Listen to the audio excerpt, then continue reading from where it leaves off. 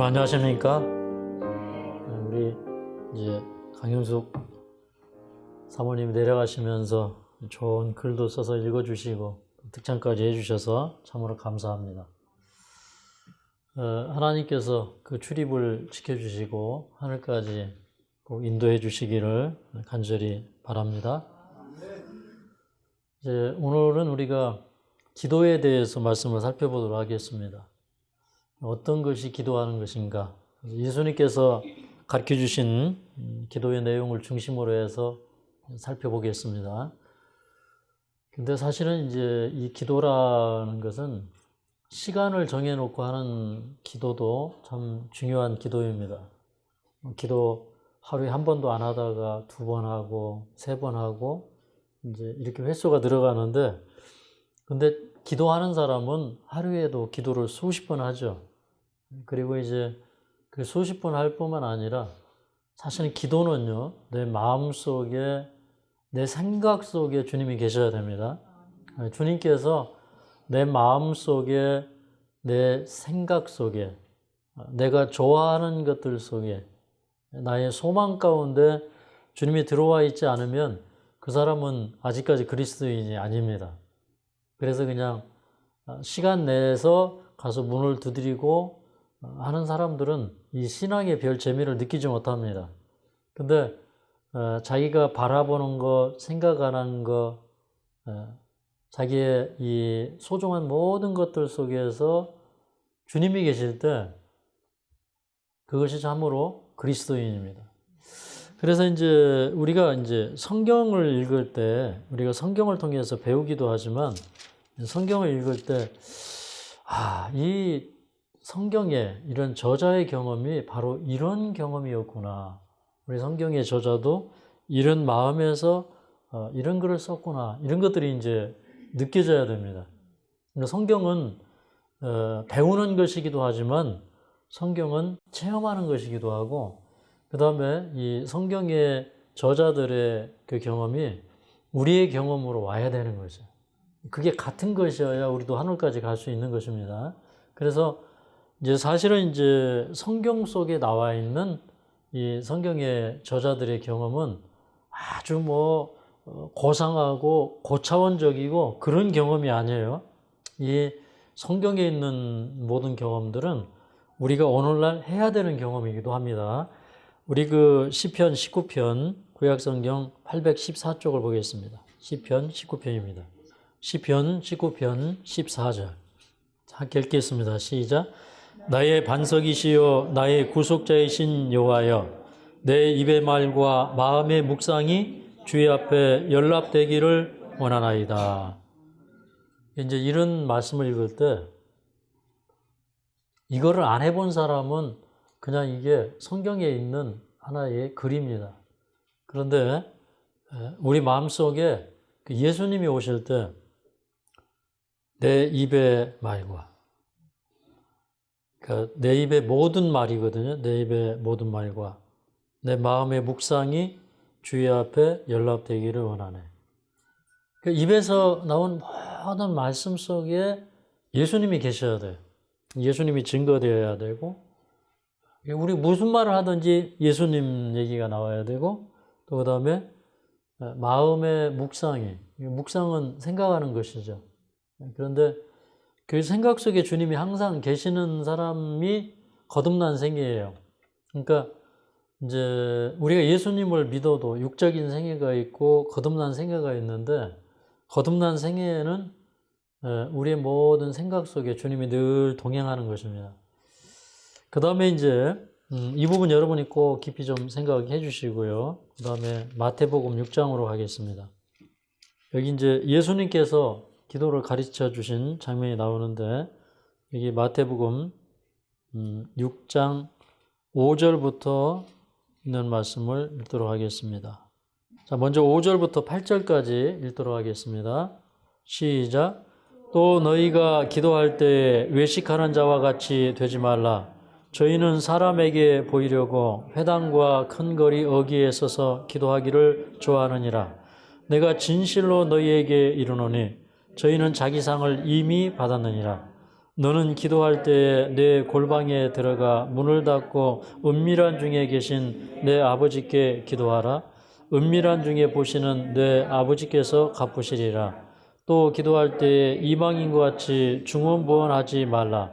저희는 말을 많이 하여야 들으시는 줄 생각하느니라. 그러므로 저희를 본받지 말라. 구하기 전에 너희에게 있어야 할 것을 하나님 너희 아버지께서 아시느니라. 예수님이 이제 가르쳐 주신 기도인데, 첫 번째는 기도할 때 다른 사람에게 보여주기 위해서 외식하는 기도를 하지 말아라. 그래서 이제 그 유대인들처럼 회당과 큰 거리에 서서 사람들이 다 이렇게 들을 수 있도록, 그게 이제 정말 이렇게 뭐라고 그러지? 뭐 우리는 이걸 도포자라고 합니다. 그런데 이제 이런 것들을 이렇게 크게 이렇게 하고, 그 다음에 이제 여기에다 이렇게 딱 이렇게 경문을 넣어가지고 다니면서 이게 이제 다 사람들이 보이는 데서 시장에서 사거리에서 딱 앞에서 읽으면서 이제 또 거기서 또 이제 거룩한 기도를 하는 거예요. 그러니까 그런 외식하는 기도를 하지 말아라. 기도는 사실 은밀한 중에 보시는 내 아버지께서 갚으시리라. 그리고 또 은밀한 중에 계신 내 아버지께 기도하라. 그렇게 했거든요. 원래 이제 이 기도라고 하는 말 가운데 라카시라는 단어가 있어요. 기도는 주로 이제 이 세 가지의 단어가 쓰여 있는데, 첫 번째 단어는 이제 라카시라고 하는 단어인데, 이 단어는 원래 속삭이다, 기옛말로 말하다, 이런 뜻이 있어요. 그러니까 기도가 이제 잘못되면 이제 자아도취가 됩니다. 그래서 이제 사실 사람들이 제일 먼저 배워야 되는 기도는 이런 이제 대중적인 기도나 통성 기도가 아니라 이제 골방에 들어가서 하나님과 이렇게 어떤 기도? 속삭이는 기도. 그러니까 은밀하게 하는 기도. 왜 속삭이는 기도를 배워야 되냐면, 이 속삭이는 소리보다도 더 세미한 소리가 있는데, 그게 뭐냐면 내 마음의 생각의 소리예요. 맞습니까? 그것도 하나님과 다 이렇게 연결이 됩니까? 연락이 되죠. 예를 들어서 이제 이사야 26장 16절에 보면, 이사야 26장 16절에 보면 이제 이런 얘기를 합니다. 성경을 찾기 힘드신 분들은 그냥 듣기만 하셔도 됩니다. 여러분이 이제 성경 다 찾기 기다리려면 제가 시간이 넘어가서 여기 구약성경 이사야 26장 16절에 보면, 여호와여 백성이 환난 중에 주를 앙모하여 싸우며 주의 징벌이 그들에게 임할 때 그들이 간절히 주께 기도하였나이다. 여기 이제 이 기도하였다, 이 기도가 라카시인데, 이게 라카시가 뭐라고요? 속삭이다, 기옛말로 말하다. 그러니까 하나님의 백성들이 하나님께로부터 이렇게 징계를 받을 때, 왜 징계를 받는지 속으로 생각하는 거예요. 그죠? 우리에게 어떤 고난이 오고 어려움이 올 때 우리는 뭐 입으로 막 떠들고 누구한테 얘기해서 풀고 이런 게 아니라, 어려움이 있으면 어떻게 해야 돼요? 하나님께로 가서 그 생각으로 이루어지는 기도. 하나님께서 우리 생각을 주관할 수 있도록, 우리 생각 속에서 찾아오시고 말씀하실 수 있도록 하는 그런 기도. 그런 기도가 정말 아름다운 기도입니다. 그래서 이제 우리 혼자 있을 때 죄를 많이 지어요. 그죠? 그런데 오히려 혼자 있을 때 더 많이 기도하고 하나님과 교통하라, 이렇게 했고요. 그러니까 우리가 이제 기도처가 있어야 되겠죠. 골방에 들어가서 기도하라. 그래서 기도처가 있어야 돼요. 늘 뭐 길을 걸어가면서도 기도해야 되고, 나의 모든 묵상과 나의 모든 생각이, 또 나의 모든 말이 주님과 이제 연락이 되어야 되는, 기도가 되는 그런 삶도 살아야 되는데, 나에게 기도처가 있어야 된다. 그래서 이제 어디 가면은 제일 먼저 뭘 찾아야 될까요? 기도처. 근데 솔직히 뭐 어디 가면 뭐 먹을 때 제일 먼저 찾습니까? 밥 먹을 때, 그죠? 밥 먹을 때. 어디 가서 밥을 먹지? 예. 그 다음에 또 어디 가서 여장을 풀고 좀 쉴 수 있지? 뭐 이런 것만 찾잖아요, 우리. 근데 사실은 이 그리스도인들은 어디 가면은 뭐부터 찾아야 돼요? 기도처가. 그래서 청교도들이 미국에 건너가서 제일 먼저 그 사람들이 한 게 뭘 먼저 했어요? 예, 교회 짓고, 그 다음에 학교 짓고, 자기 집 짓고. 그러니까 삶의 그 우선순위가 정해질 때 급한 일이 있고 중요한 일이 있다. 그렇게 얘기를 하는데, 육적인 사람은 급한 일 먼저 하는 사람이 육적인 사람이고, 영적인 사람은 어떤 사람이에요? 중요한 일 먼저 하는 거예요. 어떤 사람들은 이제 의기 충천해가지고, 산에 가야 되겠다. 뭐 예배 보는 시간 너무 아깝다. 이래가지고 이제 산에 갑니다. 근데 산에 가는 거는 어떻게 보면 급한 일일 수 있는데, 예배 드리는 건 더 중요한 일이에요. 맞습니까? 그 어떤 사람들은 이제 그 어제 저녁에도 잠깐 얘기를 했지만, 너무 육적으로 살다 보니까, 그 에너지라고 하는 게 꼭 먹는 걸 통해서 어떤 자연의 환경 속에서만 오는 게 에너지인 줄 알아요. 근데 우리가 이 성경을 보니까 이 성경에는 하나님의 말씀은 살았고 운동력이 있다고 그랬어요. 그러니까 이 말씀이 얼마나 이렇게 이게 파워가 있는지 그 말씀 속에 이 말씀이 우리 골수 또 영혼 이것을 다 찔러서 쪼갠다 그랬어요. 그러니까 하나님의 말씀의 에너지가 우리 세포 속으로 확 들어가는 거예요. 예. 그 이제 우리 이제 그 운동을 할 때 반사신경이 이제 두 가지가 있다고 그러는데 하나는 뭐냐면 이제 무의식적 반사가 있어요. 무의식적 반사. 이건 이제 뭐냐면 이렇게 운동신경이에요. 운동신경. 이제 이렇게 탁구를 많이 이렇게 치다 보니까 이렇게 밥 먹다 뭘 흘리거든요. 그러면 이렇게 이제 이쪽 손으로 딱 받아요. 보통 사람들은 자기가 밥 먹다 흘리면은 못 받잖아요. 그죠? 근데 저는 가끔가다 밥 먹다 흘리면 이쪽으로 흘리는 걸 왼손으로 딱 받을 때 있어요. 오른손에 수저 들고 있다가. 이게 뭐냐면 이게 무의식적 반사신경이에요. 근데 이제 또 이제 이런 그 무의식적 반사신경 가운데 예를 들어서 우리 소화 호르몬이 분비가 되고 소화 기능이 일어나고 이런 이제 기능들이 있어요. 근데 이제 이런 것들이 다 이렇게 에너지가 필요하거든요. 에너지가 필요한데 근데 이런 에너지 말고요. 우리에게는 이런 모든 것들을 의식적인 에너지이건 이제 무의식적인 에너지이건 이게 의식적인 신경이건 무의식적인 신경작용이건 이런 모든 것들을 지배하는 에너지가 있는데 이게 뭐냐면 이렇게 정신 에너지거든요. 정신 에너지. 그러니까 이게 우리가 이 정신 에너지가 우리 속에 들어가서 힘을 주려면은 이 정신 에너지보다 더 높은 에너지가 있는데 이게 어떤 에너지냐면 영적인 에너지예요. 그 영적인 에너지가 이 정신적인 에너지도 깨우고 우리 이제 이 세포 속에 생체 에너지도 깨우는 거예요. 그래서 우리 이제 그런 하나님의 감동하심이 있다는 걸 우리가 알아야 돼요. 그래서 저는 이제 처음에는 제가 이제 요양원 사업을 할 때에 이렇게 음식의 에너지를 발견한 것이 아니라 저는 그 하나님의 말씀의 에너지를 발견을 했어요. 근데 참 이상한 것은 이렇게 예배를 드리다 보면은 사람들이 치료가 되는 거예요. 수술을 할 수 없는 병도 치유가 되고 또 어떤 때는 이렇게 기도하고 오면 이렇게 중풍으로 몸이 뻣뻣하게 굳어 있는데 가가지고 기도해주고 오니까 이렇게 또 예배드리러 교회에 오셨어요. 그분이 딱 일주일 만에. 그래서 이제 이런 경험을 하면서 이게 하나님은 역사하시는구나. 하나님 말씀은 살아있구나. 근데 지금 이렇게 생각해 보니까 그게 우리 몸 안에 이렇게 에너지로 역사하는 거예요. 근데 그 에너지라고 하는 것은 보여요, 보이지 않아요? 보이지 않아요. 여러분 성령이 역사하는데 그 성령이 보여요, 안 보여요? 안 보여요. 그래서 예수님은 바람이 임미로 불되 어디로 와서 어디로 가는지 알지 못하나니 성령으로 난 사람은 다 이러하니라. 그러니까 이 예배는 뭐냐면요, 이 성령 에너지를 받는 거예요. 맞습니까? 예. 그러니까 거기에 힘이 있나요? 예. 그 다음에 이제 또 어떤 기도를 하라고 그랬냐면, 여기 마태복음 6장 7절에 또 기도할 때 이방인 같이 중언부언하지 말라.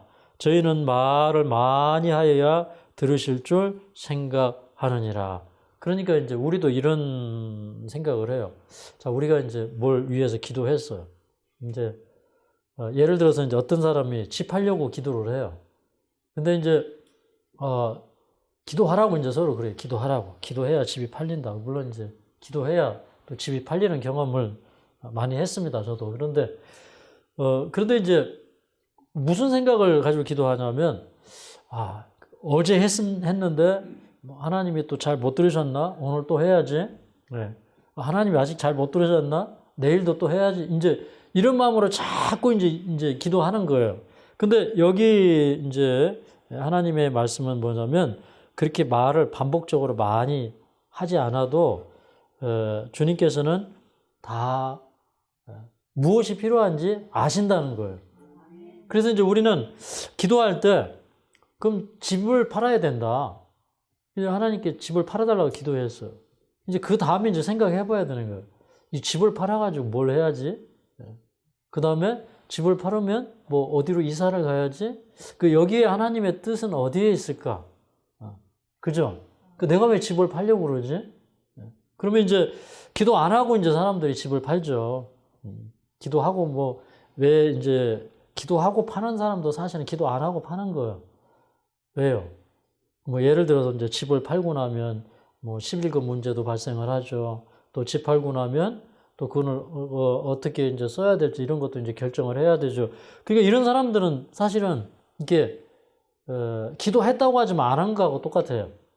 제가 이제 중국에 있을 때 이제 선교 사업을 위해서 기도할 때 우리가 이제 중국에서 선교하는 거를 이렇게 이제 동영상을 촬영하고 이거를 홈페이지에다 이렇게 다 작업을 해서 이제 올리기로 이제 그렇게 작정을 했는데, 근데 이제 제가 노트북을 하나 가지고 들어갔었는데, 우리 집으로 이제 아이들을 초대를 했던 아이들이 그 노트북 자판에다가 이렇게 물을 부어버렸어요. 그래서 이제 그거를 어떻게 완전히 말려가지고 켜야 되는데, 어떻게 이제 어설프게 말려가지고 켰더니 이게 다 이렇게 망가졌어요. 근데 이제 그런데도 이제 우리는 이제 컴퓨터가 있어야 되고 홈페이지를 만들어야 되고 또 그걸 통해서 우리 청년들이 하는 복음 사업이나 이런 것들 이제 세상에 좀 알려야 되고 이런 이제 필요성을 느낄 때 우리가 이제 기도하게 되었어요. 근데 이제 어느 날인지 한국에서 저희들을 찾아온 부부가 있었어요. 제가 이제 처음에 깜짝 놀랐어요. 왜 그랬냐면 저희가 이제 처음에 칭다오로 갔다가 청도라고 그러죠. 청도에서 황다오로 갔어요. 거기서 1시간 정도 가면 이제 황다오가 있고, 그 다음에 황다오, 이 시내 중심가에 짜스크, 아시나요?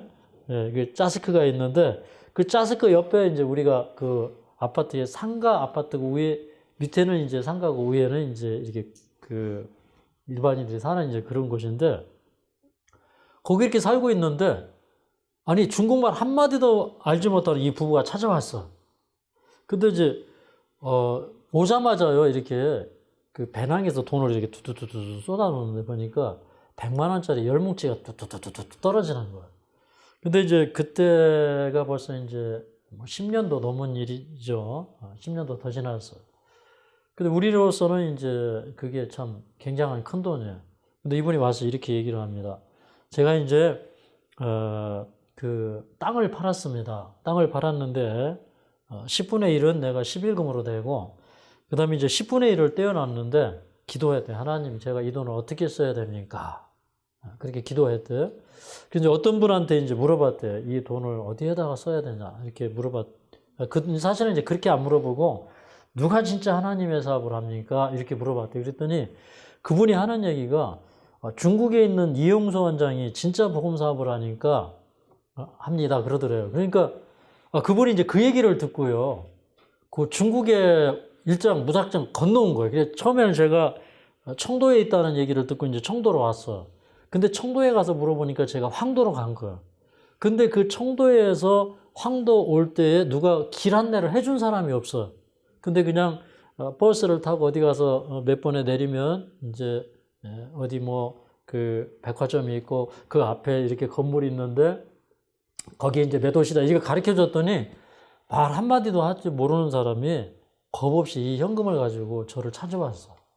그러니까 이 사람은 제가 볼 때 땅 팔기 전에 기도했을까요? 안 했을까요? 이런 사람이 기도한 사람이에요. 그죠? 근데 이제 그러니까 이게 우리가 이 인생을 잘못 사는 것들이 너무 많아. 우리는 여전히 이렇게 기도한다고 하면서 육적으로 살아가요. 어떤 그 하나님의 말씀의 원칙에 맞지 않게 살아가요. 그다음에 이제 그다음에 또 이게 이제 중원보험 하지 말라는 것은 이제 이런 의미인데 중원보험 하지 말라는 것은 중원부원 한다는 것은 자기도 모르게 하는 거예요. 자기도 모르게. 어떤 사람들은 이제 기도하는데 어떤 뭐 추임새가 막 붙어요. 추임새도 붙고, 그 다음에 이제 어떤 사람은 이렇게 똑같은 말을 이렇게 틀에 박힌 말을 계속 반복해요. 근데 사실은 그런 기도는 조금 이렇게 부담스럽다는 거예요. 그 예를 들어서 이제 우리가 어떤 사람하고 대화를 하는데 자꾸 상대방이 틀에 박힌 얘기를 해요. 그러면 어떻게 해요? 따분한 생각도 들고 진정성도 느껴지지 않고 그래요. 그래서 하나님과 기도할 때는 그런 형식적인 기도, 틀에 박힌 기도 그거 하지 말아라. 어떤 그 습관에 의해서 이루어지는 그런 기도. 그러니까 이제 우리 그 습관적인 기도 많이 하죠. 나도 모르게 이제 무의식적으로 습관적인 기도 막 해요. 그죠? 예를 들어서 여러분이 이제 밥 먹을 때 기도하는 거 굉장히 습관적이죠. 근데 밥 안 먹는데도 어떻게 기도하다가 밥 먹는 기도 해본 적 있어요? 여러분 그런 적 없어요? 네. 그런 이제 실수도 기도하시는 분들이 이제 가끔 합니다. 그러니까 이런 기도, 중원부원하는 그런 기도 하지 말라는 것은 정말 진실한 기도, 마음에 와닿는 그런 얘기를 하라는 거죠. 그 다음에 이제 주기도문에 있는 말씀을 좀 읽어보도록 하겠습니다. 주기도문. 자, 9절을 좀 함께 읽겠습니다. 9절. 시작. 그러므로 너희는 이렇게 기도하라. 하늘에 계신 우리 아버지여, 이름이 거룩히 여김을 받으시며. 예, 여기까지 보겠습니다. 첫 번째는 하나님은 어디에 계셔요? 하늘에 계시다. 근데 이제 하나님은 사실 하늘에만 계십니까? 땅에도 계십니까? 네. 땅에도 계시죠. 이게 하늘에 계시다는 것은 그 하나님의 초월성. 그러니까 하나님은 높이 계신 분이다 이 말이에요. 그런데 그 높이 계시다는 것은 이 지구에서 하늘이 멀다는 게 아니라 하나님은 우주 전체를 다 통찰하시는 크신 분이다 이 말이에요. 그러니까 사실 이제 우리가 대통령 앞에 나아갈 때 좀 마음가짐이 다르죠. 동네 이장님 만나러 갈 때하고 대통령 만나러 갈 때하고 다르죠. 그죠? 그 다음에 이제 또 하나는 뭐냐면 고기성, 고결성. 그러니까 참 하나님은 이렇게 높은 곳에 계시는 분이죠. 우리 하박국서에 보면 그런 말이 있죠. 여호와는 눈이 정결하여 악을 참아보지 못하시거늘, 그런 말씀도 있거든요. 그러니까 이제 우리가 기도할 때 사실 너무 이렇게 우리 마음에 어떤 그 죄된 생각, 막 이렇게 세속적인 생각으로 꽉 이렇게 차가지고 기도할 때는 이게 기도가 잘 안 돼요. 하나님은 참 이렇게 높으신 분이고, 그 다음에 아주 정말 고귀하신 분이고, 이 우주를 통치하는 통치자시라는 그런 생각을 가지고 있어야 돼요. 그죠? 근데 그분이 하늘에 계시지만 사실은 무소부재하신 분. 그러니까 어디든지 계시는 분이잖아요.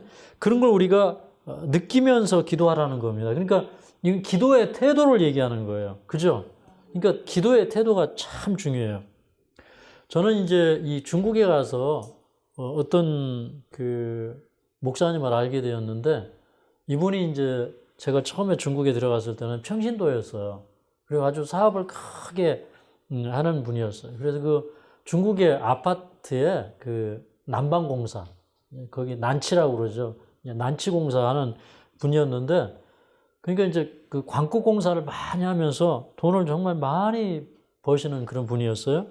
근데 이분이 이제 예수님을 만난 다음에 이 삶이 바뀌었어요. 그래서 자기 재산을 다 이렇게 털어가지고요. 이렇게 이제 그 책을 찍어가지고 중국 사람들에게 나눠주고 지금도 아마 감옥에 계신 것 같아요. 한 10년 전쯤에 감옥에 들어갔는데 지금도 아마 감옥 생활 계속 하고 계시는 것 같아요. 그래서 이제 중국에서 이제 뭐 이렇게 그 기독교 출판물이나 이런 것들을 이렇게 하지 못하도록 그렇게 하는 뭐 법을 만들고 이런 것들이 어쩌면 이분 때문에 생겼는지 몰라. 이분이 뭐 전국에 이렇게 그 창고를 몰래 빌려가지고 그 창고들마다 이 성경에 관한 책들이 꽉꽉 이렇게 쟁여질 정도로 이분은 책을 그렇게 많이 그 출판을 했어요. 그때 제가 얼마나 책을 찍어냈냐고 그랬더니 그때 제가 들었을 때 70만 권을 찍어냈다고 그랬어요. 대단합니까? 이렇게 많은 기독교 출판물이 지금 이게 중국에 들어가 있기 때문에 그 중국 안에서 굉장히 큰 역사가 일어나고 있는 것입니다. 그런데 이제 이분이 이렇게 그 기도할 때 저는 그렇게 기도를요 생생하게 하는 분을 처음 봤어요. 이분의 기도는요 정말 이렇게 아버지 아버지 뭐 주야 주야 하면서 이렇게 기도하시는데 그런데 이제 뭐 이분이 그 하나님과 이렇게 진짜 교통하는 막 이런 것들이 막 느껴져요. 그리고 얼마나 감동적인지 몰라. 그래서 저는 야 이분은 참 특별한 기도를 한다. 그랬는데 그게 이제 그 하나님께 대한 이 사람의 삶의 태도 이런 것들이 하나님께 완전히 바쳐진 거예요. 그러니까 자기가 사업을 그만두고 그 우리나라 돈으로 30억, 40억 되는 돈을 다 하나님의 사업에 헌신해서 책을 찍어놓고 자기 생애를 이렇게 하나님 앞에 굴복해서 이렇게 바치고 그러면서 자기가 이렇게 그 침례받고 나가지고 이분이 하신 얘기가 그 침례준 목사님한테 내가 순교하면 내 아내와 내 자녀들을 부탁합니다. 그렇게 얘기를 하더래요. 그러니까 이분은요, 그냥 자기 일생을 하나님께 드려버리는 그런 그 침례를 받은 거예요. 그러니까 이분은요, 하나님이 진짜 하늘에 계신 거예요. 근데 우리는 하나님을 하늘에 계신 분으로 안 여겨요. 그러니까 뭐 동네 이장만도 못하게 여기는 거예요. 요즘에는 제일 파워가 센 게 하기는 동네 이장이라고 그래요. 요즘에는 누구보다 높은 사람이 동네 이장이래요. 근데 이제 어쨌든 이런 비유가 적당하지 않아서 이장님들 죄송합니다. 근데 어쨌든 우리가 이제 그렇게 너무 쉽게 이렇게 한다 이 말입니다. 그 다음에 이제 또 우리 아버지여 그랬거든요. 우리 아버지. 근데 이제 우리 아버지여라고 했을 때 이게 이제 개인적인 기도잖아요. 기도는 참 이렇게 사적이고 은밀한 기도이기도 한데 근데 그 은밀함 속에서도 우리가 항상 인정해야 되는 게 뭐냐면 하나님은 나만의 하나님이 아니라는 거예요. 맞습니까? 우리 하나님이라는 거예요. 그러니까 이제 우리가 이제 다른 사람들이 받지 못하는 특기를 자기가 받으면 아 이게 하나님의 은혜라고 여겨요. 근데 그게 잘하는 것 같아요? 못하는 것 같아요? 이게 공공의 개념, 공적인 개념이 없는 거예요. 그러니까 예를 들어서 어디를 가서 이제 어디를 가요. 그러면 그거 이제 요금을 내고 들어가야 될까요? 그냥 들어가야 될까요? 어떻게 해요? 하나님의 은혜로 그냥 요금 안 내고 들어가야 될까요? 아니면 요금 내고 들어가야 될까요? 네? 여기 이 기도의 개념에서 보면 요금 내고 들어가야 돼요? 그냥 들어가야 돼요? 네? 헷갈려요? 내고 들어가야죠. 왜 그러냐면 하나님은 모든 사람에게 다 은혜를 베풀어 주신 우리야 하나님이기 때문에 그래요. 그렇죠? 그러면 공공시설에 요금을 내야 공공시설이 발전할까요? 네. 근데 나만 생각하면 내고 들어가야 돼요? 내지 말고 들어가야 돼요? 내지 말아야 돼요. 그죠? 근데 자꾸 우리는 하나님을 그런 하나님으로 만들려고 그래요. 그 유대인들의 하나님은 그런 하나님이었어요. 그러니까 자기만 축복받아요. 그죠? 그러니까 세리들이나 저 이제 뭐 창기들이나 이런 사람들은 구원 없는 거예요. 그죠? 자기만의 하나님이라 이 말이에요. 그래서 이제 하나님께서는 우리 아버지요. 여기 이 주기도문에 보니까 우리라는 말이 6번이 사용되었는데 예수님이 항상 우리 아버지라고 했던 것은요. 예수님은 참 하나님의 아들이셨죠. 그죠? 그리고 이제 사실 어떻게 보면 이제 뭐 빌립보서 2장이나 이런 데 보면 근본 하나님과 그 본체시다. 또 동등되시다. 이런 얘기를 하시죠. 그러니까 그분 자신이 하나님이셨어요. 근데 그분이 이 땅에 오신 것은 뭐냐면 우리 그 인류를 구원하기 위해서. 근데 그분의 생각 속에는 그분이 그런 그분 자신이 하나님이시고 특권이 있음에도 불구하고 그분은 온 인류를 항상 품고 계셨기 때문에 우리 아버지가 되었다 이 말입니다. 그래서 이제 그리스도인의 거듭남은 뭐냐면 이제 우리 아버지에서 내 아버지로 가는 경험이 아니라 내 아버지에서 우리 아버지로 바뀌는 개념이에요. 맞습니까? 그렇게 되면은 나만 살아야 돼요? 같이 살아야 돼요? 같이 살아야 돼요. 저는 이제 이 복음을 받은 다음에 우리가 같이 살 길이 뭐냐?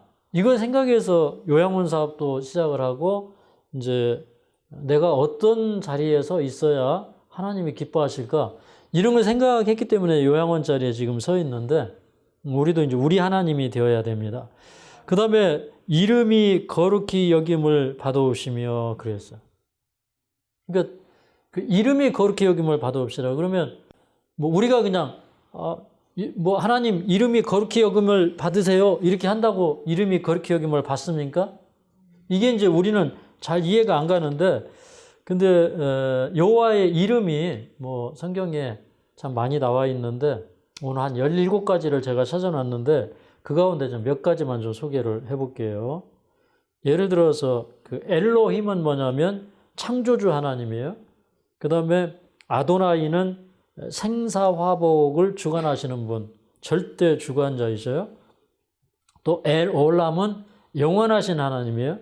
또 뭐 예를 들어서 엘료는 가장 강한 분이셔요. 또 엘로이는 감찰하시는 분이셔요. 여호와 니시는 여호와는 나의 깃발이라는 말씀이고 여호와 샬롬은 여호와는 나의 평강이시고 그 다음에 뭐 그 여호와 로이는 여호와는 나의 목자라는 뜻이에요. 근데 이게 사람마다요 다 틀려요. 이름이 거룩히 여김을 받으시고라는 건 뭐냐면 이런 거죠. 예를 들어서 여호와는 나의 평강이시다. 이제 예전의 생애는 내가 살면서 이렇게 평강이 없었어요. 기쁨도 없고 즐거움도 없어요. 근데 예수님은 나에게 평강을 주셨어요. 그러면 그것으로 인하여 하나님께 영광 돌려야 될까요?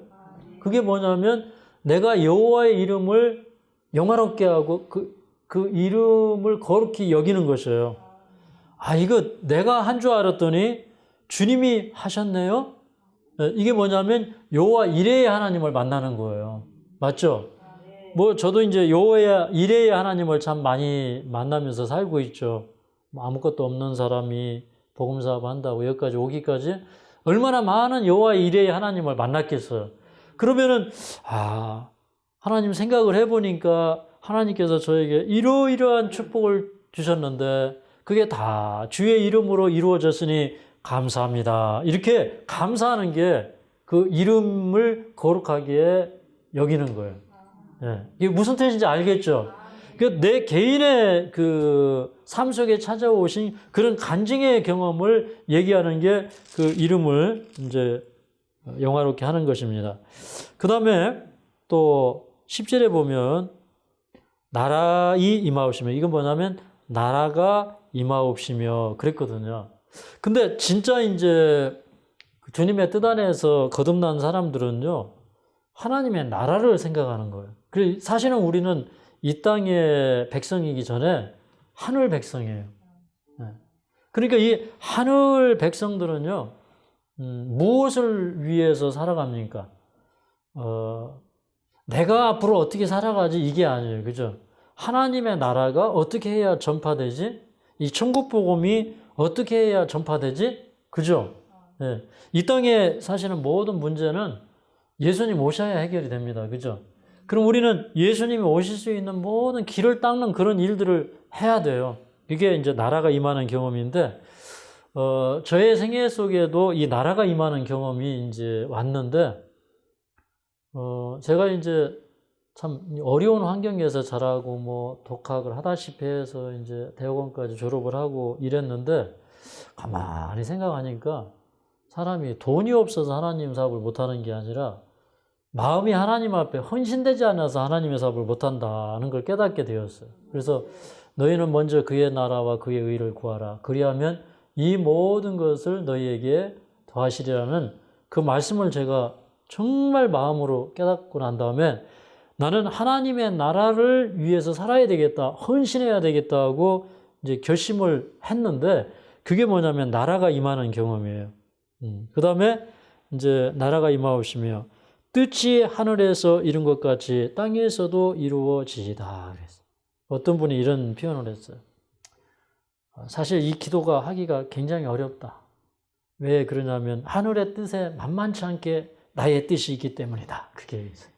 맞는 것 같아요. 네. 여러분 하늘의 뜻이 이루어달라고 기도합니까? 나의 뜻이 이루어달라고 기도합니까? 한번 솔직히 얘기해봐요. 우리 아마 99%의 기도가 나의 뜻을 하나님 앞에 관철시키는 기도를 해요. 근데 사실은 우리가 무릎 꿇기도 전에 하나님께서는 우리가 뭐가 필요한지 다 분석 다 끝내고 다 감찰하셔요. 그죠? 그런데 우리는 이제 나의 뜻을 관찰시키려고 그러는데 그게 아니라 하나님의 뜻이 내 생애에서 이루어질 때 그것은 굉장히 높은 뜻이 되는 거고 거룩한 뜻이 되는 거고 이게 이제 소명이 되는 거예요. 소명. 사명이라는 말도 참 중요한데 사명보다도 더 중요한 말이 소명이에요. 소명은요, 뭐 이렇게 사명이라는 것은 다 일반적으로 사람들이 가지고 있는 공통적인 그런 십자가라고 봐도 돼요. 근데 이 소명이라는 거 뭐예요? 하나님이 우리를 부르신 거예요. 내가 택함을 받았다. 내가 부르심을 받았다. 그래서 이제 그 하나님께서 주신 그 소명을 받드는 거예요. 이제 그런 경험인데, 그래서 어떤 분이 이제 이런 얘기를 했습니다. 우리 인생에 있어서 가장 소중한 날은 하나님께로부터 소명을 받는 날이다. 그렇게 얘기했어요. 여러분 소명 받으셨어요? 안 받으셨어요? 네? 진짜 소명자로 살아갑니까? 뭐 보니까 이제 우리 기독교 내에 이 소명을 가지고 사는 사람들이 정말 드물어요. 이 소명을 가진 사람은요, 어떻게 해도 복음 사업하고 살고요. 네. 어떻게 해도 주님을 높이는 일을 하고 살아요. 망해도 주의 사업을 하고요. 흥해도 주의 사업을 하고, 그런 이제 사람입니다.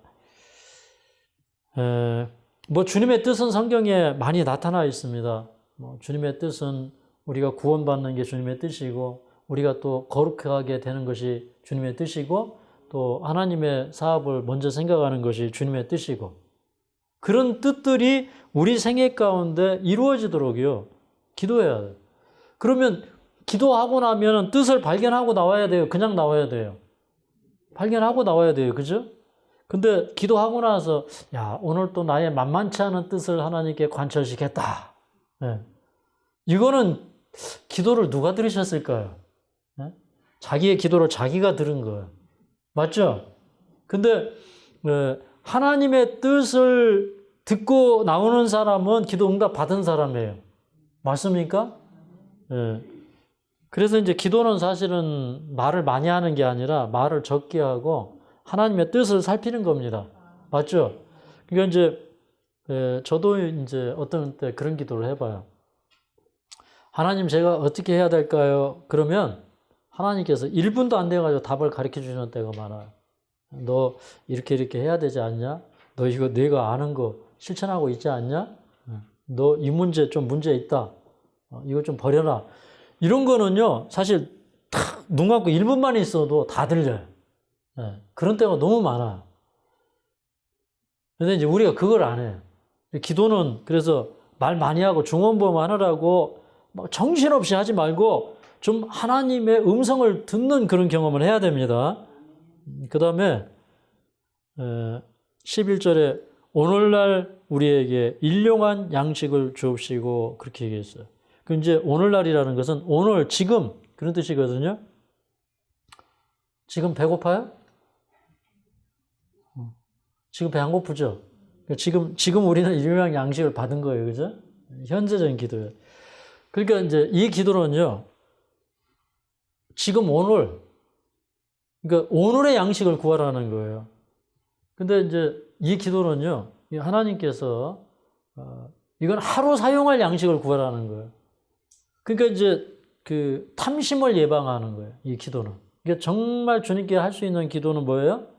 내가 뭐 이렇게 장래의 행복을 위해서 뭐 배부르고 등 따스고 하기 위해서 하는 기도는 주기도면에도 뭐라고 그래요? 그거는 탐심이다. 그거는 욕심이다. 그렇게. 근데 그것도요. 양식을 달라고 그러는데 그 양식을 누구에게 달라고 그랬어요? 여기 보니까 우리에게 달라고 그랬어요. 그러니까 예수님은 양식을 달라고 했을 때 나를 위한 양식이 아니고 어떤 양식이었어요? 우리를 위해서 양식을 구하라. 그렇게 이제 얘기를 한 겁니다. 그러니까 이게 이 기도 속에서 얼마나 우리의 그 탐심을 깨우쳐주는 말씀인지 몰라요. 그러니까 우리는 닥쳐오지 않은 불행에 대해서 미리 염려하죠. 그죠? 장래 어떻게 될까? 뭐 내일은 어떻게 될까? 염려하죠? 그런 이제 염려를 하지 말라는 것입니다. 그 다음에 이제 12절을 좀 읽겠습니다. 12절. 시작. 우리가 우리에게 죄 지은 자를 사하여 준 것 같이 우리 죄를 사하여 주옵시고. 우리가 우리에게 죄 지은 자를 사하여 준 것 같이 우리 죄를 사하여 주옵시고. 그 요한 웨슬레가 이제 어느 날 이렇게 길을 가다가 지인을 만났어요. 그래서 형제여 아직도 그 친구를 미워하십니까? 그랬더니 이분이 하는 얘기가 당연하죠. 그 웬만하면 좀 용서해 주시죠. 그랬더니 제가 다른 사람은 다 용서해도 그놈만은 용서할 수가 없습니다. 그랬더니 이제 요한 웨슬레 선생님이 당신은 앞으로 절대로 죄 지으면 안 되겠습니다. 그랬어요. 이분이 깜짝 놀랐어요. 왜요? 그랬더니 당신이 다른 사람의 죄를 용서하지 않는 한은 당신은 용서받을 수 없기 때문에 그렇습니다. 그래서 이게 맞는 얘기예요? 네, 진리죠, 그죠? 그래서 이제 저는 이제 이런 걸 알게 되었어요.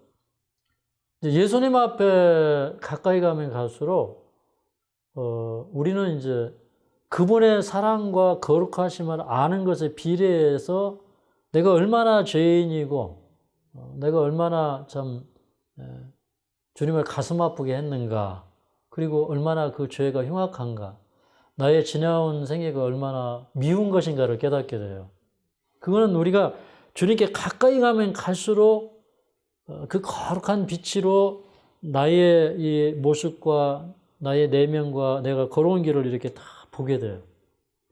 근데 이제 그렇게 자기를 보는 사람은 사실 이 세상에 제일 큰 문제가 다른 사람의 문제예요. 자기의 문제예요. 자기의 문제예요. 그러니까 자기의 죄가 가장 큰 것으로 드러나는 거예요. 그러니까 이제 내가 다른 사람 앞에 이제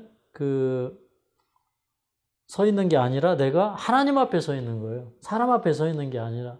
그래서 사람들은 우리 허물에 대해서 얘기하지만 사실은 그게 문제가 아니라 내가 하나님 앞에 어떤 허물을 가지고 있는가, 이게 사실은 문제인 겁니다. 그러다 보니까 이제 나의 죄가 이렇게 크구나. 참 이 나의 죄가 이 세상에서 가장 큰 죄구나. 이제 이걸 깨닫게 되고 주님 앞에서 용서를 받게 되면요. 그 주님이 나를 용서해 주는 그 값어치가 너무 커가지고 다른 사람이 나한테 잘못한 것은 그냥 저절로 용서가 돼요. 그래서 다른 사람을 용서하는 최고의 이 처방은 뭐냐면 내가 용서받는 경험을 하는 거예요. 내가 예수님을 만나는 거예요.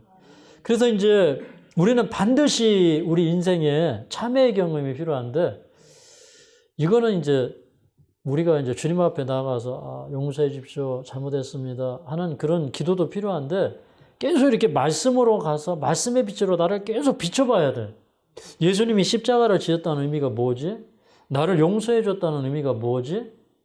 이런 것들을 계속적으로 느끼지 않는 한 우리가 다른 사람을 용서할 수가 없어요. 근데 용서한다는 게 이게 인간적으로 보면 참 어려운 얘기예요. 그러니까 어떤 사람이 한 번 나한테 잘못하는 거는 어떻게 보면 용서하기 쉬워요. 그죠? 근데 계속적으로 잘못하고 계속적으로 나를 아프게 해요. 그거 용서한다는 게 쉬워요? 어려워요? 어려워요. 그래서 이제 이 용서는 어떻게 보면 초자연적인 경험입니다. 이거는 그 예수님이 나의 죄를 가져가시는 초자연적인 역사를 경험하는 사람이 또 다른 사람을 용서할 수 있는 초자연적인 경험을 하는 거예요. 어떤 사람은 이렇게 얘기했어요. 용서는 나에게 가해를 가한 그 가해자와 함께 하는 새 출발이다. 그렇게 얘기했어요. 그러니까 용서는 나와 미운 사람, 내가 미운 사람과 이렇게 따로 가는 것이 아니라, 용서는 뭐라고요? 나와 나에게 해롭게 하는 사람, 나의 가해자의 손을 잡고 시작하는 새 출발이다. 이 말입니다. 그게 이제 되어야 우리 생애에 스트레스가 없는 거예요. 왜 스트레스 받습니까? 그 스트레스의 제일 큰 원인이 뭐예요? 우리가 이게 상처받은 거 있잖아요. 그 극복 못 하는 거예요. 다른 사람을 용서하지 못하는 거예요. 그것 때문에 이제 우리가 병들고 우리 이제 신앙이 나약해지는데, 우리가 그것을 좀 주님의 능력으로 극복을 해야 됩니다. 그 다음에 13절을 좀 함께 읽겠습니다. 13절. 시작. 우리를 시험에 들게 하지 마옵시고 다만 악에서 구하옵소서 그랬거든요. 그러니까 시험에 들게 하지 마옵시고, 사실은 야고보서 1장 13절에 보면 하나님은 우리를 시험치 아니하신다 그랬어요. 이 시험은 어디에서부터 옵니까? 시험은 마귀에서부터 오는 겁니다. 그렇죠? 그래서 원래는 이제 이 시험이라고 하는 이 단어 앞에 헬러 관사 토우가 붙었어요. 그러니까 영어로 말하면 이렇게 더가 붙은 거예요. 그러니까 이게 어떻게 되냐면, 우리를 그 시험자에게서 건져 주옵시고, 어떻게 보면 이제 뭐 우리를 시험자에게 빠지지 않게 하옵시고, 뭐 이런 의미예요, 이게. 그러니까 시험이라는 말 앞에 관사가 붙어서 이거는 시험을 가져다 주는 대상이 마귀다 이 말이에요. 마귀가 우리를 시험하죠. 그리고 또 그 마귀가 다른 사람의 마음에 들어가서 또 시험하고, 또 우리 그 마음 속에 죄성, 그죠? 죄로 그 이끌리는 마음, 이제 이런 것들을 통해서 이 시험이 오기 때문에 우리는 항상 그 시험에 대비할 능력이 우리에게 있어요, 없어요? 없어요, 그죠? 그 시험을 이길 능력은 어디에서 오는 거예요? 시험은 마귀에서부터 오는데, 마귀를 우리가 이길 수 있나요? 못 이기죠. 마귀하고 우리가 예수님 없이 싸우면 그거는 뭐 100전 100패입니다. 맞습니까? 그런데 예수님이 있어야 그 마귀를 이길 수가 있어요. 이 마귀가 얼마나 힘이 센지를 몰라. 이 마귀는 초자연적인 존재예요. 그죠? 그러니까 이 시험을 우리가 이길 수가 없어요. 그러니까 그 시험의 상대를 알고 그 시험을 대항하기 위해서는 반드시 누가 필요해요? 예수님이 필요한 것입니다. 그 다음에 이제 마지막은 뭐냐면, 이제 악에서 구하옵소서 그랬거든요. 그러니까 악한 그 세력에서, 악의 시험에서 우리가 늘 빠지지 않도록 기도해야 되고, 마지막은 뭐냐면, 나라와 권세와 영광이 아버지께 영원히 싸움나이다. 이건 뭐냐면, 사실은요, 이거는요, 찬양이에요. 나라와 권세와 영광이 아버지께 영원히 싸움나이다. 이렇게 하는 거예요. 그 예를 들어서 이제 이런 거예요. 우리 요한계시록에 보면, 요한계시록 1장에 보면 6절에 그 아버지 하나님을 위하여 우리를 나라와 제사장으로 삼으신 이에게 영광과 능력이 세색토록 있기를 원하노라. 아멘. 이건 뭐냐면 찬양이에요. 찬양. 그 다음에 이제 예를 들어서 이제 요한계시록 5장에 보면 이런 말씀이 나오거든요. 5장에 보면 예를 들어 5장 10절에 보면 저희로 우리 하나님 앞에서 나라와 제사장을 삼으셨으니 저희가 땅에서 왕노릇 하리로다. 이런 것도 뭐냐면 다 찬양이에요. 그 다음에 이제 요한계시록 그 4장 11절에 보면 요한계시록 4장 11절에 보면 우리 주 하나님이여 영광과 능력 존귀와 능력을 받으시는 것이 합당하오니 주께서 만물을 지으신지라 만물이 주의 뜻대로 있었고 또 지으심을 받았나이다 하더라. 이게 뭐냐면 24장로가 부른 찬양이에요.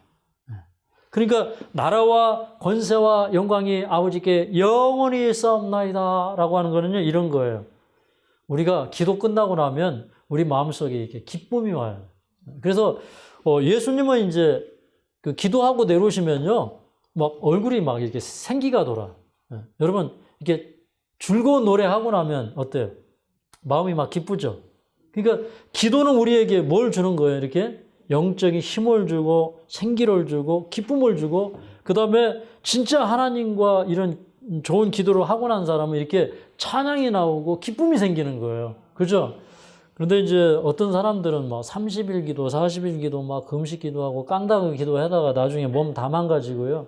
기쁨도 사라지고. 그 원래 금식할 때 그래서 머리에다가 기름을 바르고 하라고 그랬잖아요. 그죠? 그게 뭐예요? 기도는요, 하나님과의 그 최고의 그 만남의 시간을 갖는 거예요. 데이트 가는 날 기분 좋습니까? 데이트하면 기분 좋아요? 하나님하고 데이트하는 거 기분 좋아요? 진짜예요? 예배는 뭡니까? 하나님과의 만남이에요. 그죠? 그러니까 예배 끝나고 나면 막 이 힘이 그죠? 사실 예배를 드리고 나면 힘이 나긴 납니다. 그죠? 근데 마귀가 또 시험하는 거예요. 아, 뭐 가지 마 이러는. 근데 하고 싶은 일을 하고 살면 기쁘죠. 24시간 뭘 하면서 보내도 우리 인생은 흘러가요. 근데 여러분 생각을 해보세요. 여러분이 이제 여기 오셔서 하나님 앞에 일주일에 몇 시간 드리는 그게 여러분들에게 최고의 기쁨의 시간이 될 수 있도록 여러분이 좀 하나님과 개인의 교제를 잘 하시기 바랍니다. 말씀을 마치겠습니다. 큰 죄에 빠진 나를 주 예수 건지사 그 넓은 품에 다시 귀미 실으내니 저 바다보다 깊고 저 하늘보다 높다 이 사랑 영원토록 나 찬송하리라. 날로 더 귀하다 날로 더 귀하다 한이 없이 넓은 우리 주의 사랑 날로 더 귀하다. 옛날에 유대 땅에 주 예수 다닐 때 은혜 받으려고 갯머리 모였네. 너는 먼저 병든 자를 다 고쳐주셨으니 나 같은 죄인까지 길에 받도다. 날로 더 귀하다 날로 더 귀하다 한이 없이 넓은 우리 주의 사랑 날로 더 귀하다. 주께신 사랑으로 만 백성 위하여 계신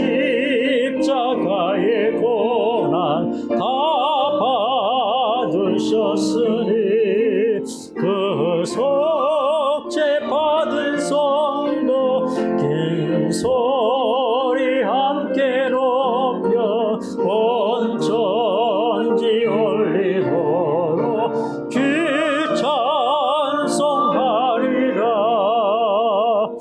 날로 더 귀하다 날로 더 귀하다 아니 없이 놀고 우리 주의 사랑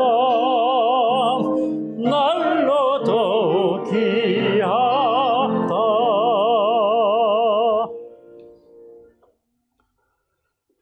자비로우신 우리 하나님, 오늘도 저희가 주님과 교통하는 법을 배우게 하시니 감사합니다. 우리 인생의 모든 어려운 가운데서 참으로 가장 기쁘고 가장 위로가 되고 유익한 일은 주님을 만나는 일입니다. 우리 주님 항상 우리 가운데 계셔서 우리를 큰 환난 가운데서 구원하여 주시옵소서. 우리가 세밀한 음성으로 부르짖어도 또 마음으로 부르짖어도 주님은 다 듣고 계시오며 우리의 소원을 만족해 하시는 분임을 믿습니다. 참으로 예수님께서 이 기도를 드릴 때 참으로 예수님의 기도는 하나님의 나라가 임하고 하나님의 뜻이 임하고 참으로 성령이 충만하게 강림하실 수밖에 없는 그런 생생한 기도였습니다. 주님, 우리도 이 기도를 배우게 하여 주시옵소서. 또한 이 땅을 살아가는 방법에 있어서도 우리가 어떤 것을 구해야 될지 다 가르쳐 주셨사오니 하나님 감사합니다. 참으로 우리 공적인 양식을 위하여 기도하게 하여 주시고 또 우리의 형제를 위하여 우리 형제의 허물과 죄를 위하여 기도하는 저희들 되게 하여 주시고 참으로 원수를 사랑하고 축복할 수 있는 저희가 되도록 도와주시옵소서. 참으로 오늘 또 우리 하나님의 뜻을 우리가 깨달아 알기를 원합니다.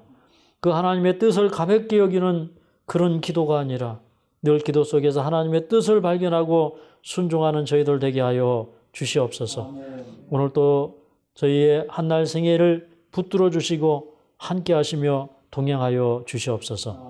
예수님의 이름으로 간절히 기도하옵나이다.